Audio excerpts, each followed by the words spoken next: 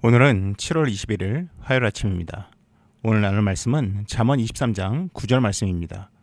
미련한 자의 귀에 말하지 말지니 이는 그가 내 지혜로운 말을 업신여길 것임이니라. 모든 대화에는 말하는 사람과 듣는 사람이 있습니다. 그러하기에 성경에서는 말하는 사람과 듣는 사람 모두에 대해서 언급을 합니다. 그런데 오늘 말씀 한 구절 안에 두 대상에 대해서 모두 언급하고 있습니다. 먼저는 듣는 사람에 대한 이야기입니다. 1930년도 초 J.R. 톨킨은 옥스퍼드 대학교 교수로 재직 중이었습니다. 그리고 어느 날 시험지를 채점하던 중 우연히 백지가 눈에 들어왔고 그 백지에 머릿속에 떠오르는 것을 무작정 적기 시작했습니다. 땅속 어느 굴에 호빗이 살고 있었다. 이 문장 하나로 그는 상상의 이야기를 펼치기 시작했습니다. 그리고 6년 후인 1936년 호빗이란 제목의 원고를 완성시켰습니다. 그 원고는 한 출판사의 담당 편집자 손을 거쳐서 사장인 언윈의 손에 들어갔습니다. 그런데 언윈은 출간 결정을 내리지 않았습니다. 대신 자신의 10살 아들에게 그 원고를 읽게 했습니다.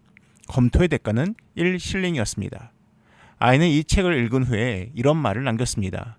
이 책은 지도의 도움만 받으면 사파는 따로 필요 없고 5살에서 9살 사이의 모든 아이들에게 매력적으로 다가갈 거예요. 언윈은 아들의 이야기를 듣고서 1937년 출판을 결정했고 현재까지 1억 부 이상 판매된 베스트셀러 중 하나가 되었습니다. 저는 재밌는 책을 알아본 10살 아이의 안목도 참 좋았지만 무엇보다 그 아들의 말을 신뢰하고 출간을 결정한 출판사 대표의 선택이 참 대단해 보였습니다. 아이의 말이라고 무시하지 않고 그것을 자신의 판단에 좋은 재료로 사용한 아버지이자 대표는 참 지혜로운 듣는 사람이라는 생각이 들었습니다. 오늘 말씀에서 미련한 자의 귀는 지혜로운 이야기를 업신여깁니다. 무시하고 가치없게 여깁니다. 지혜로운 것을 가치없게 여기는 것이 무지의 특징입니다. 반면 지혜로운 자는 지혜로운 것을 가치있게 여깁니다. 거기서 그치지 않고 그것을 결정에 반영합니다. 흡사 10살 아이의 판단을 듣고 출간을 결정한 어인처럼 말입니다. 좋은 듣는 자라 함은 분별의 지혜와 받아들이는 마음이 필요합니다. 이제는 말하는 사람에 관한 이야기입니다. 3년 전 엠브레인에서 만 19세에서 59세 직장인 남녀 1000명을 대상으로 2023 꼰대 관련 인식조사를 실시했습니다. 그 조사 내용 가운데는 꼰대의 특징에 대한 질문이 있었습니다. 57.8%의 사람들이 1위로 꼽은 것은 굳이 안 해도 될 조언이나 충고를 한다였습니다. 예전에 이 설문조사를 보았을 때 떠올랐던 영화 캐릭터가 있었습니다.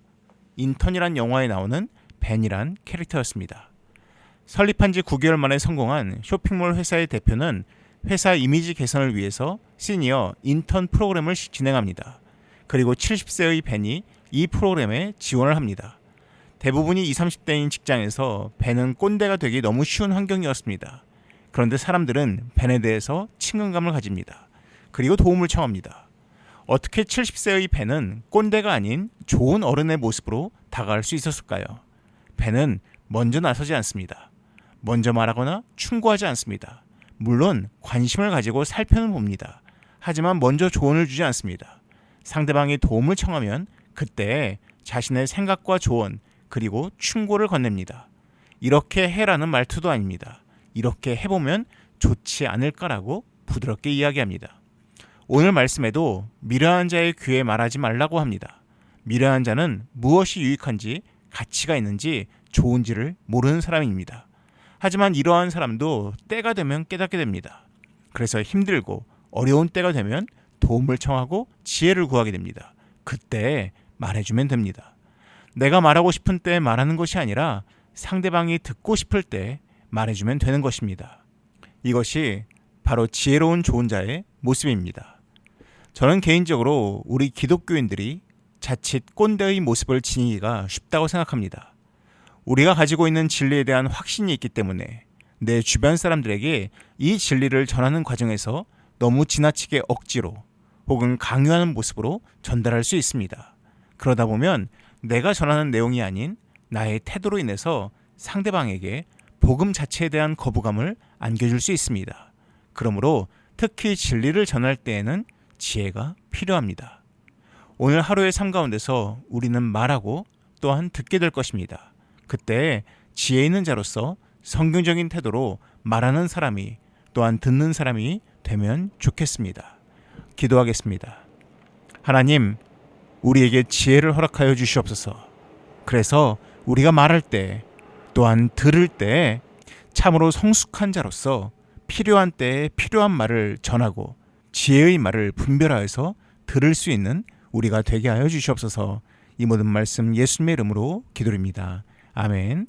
이어서 기도하실 때 하나님 나에게 지혜를 허락하시고 또한 분별력을 허락하여 주시사 좋은 말하는 자와 듣는 자가 되게 하여 주시옵소서라고 기도하시기 바랍니다.